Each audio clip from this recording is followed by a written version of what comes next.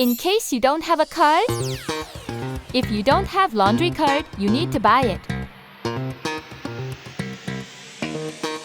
To get the card, please insert bills as much as you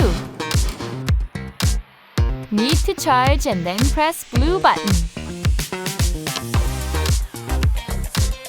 Machine will dispense the card.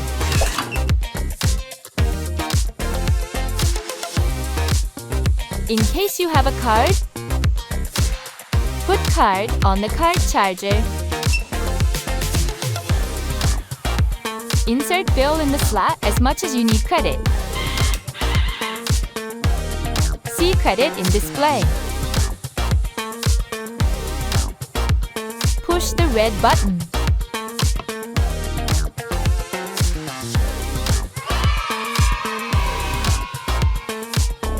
It will show the credit when you put it on the dispenser. How to return your card.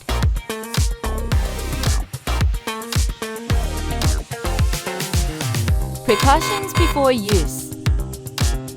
Please do not charge Sandman 1. Please charge the amount as much as you need. Please tag the card on the reader just one time. Credit will be deducted as many as you tag the card. That's a wrap. Catch you next time.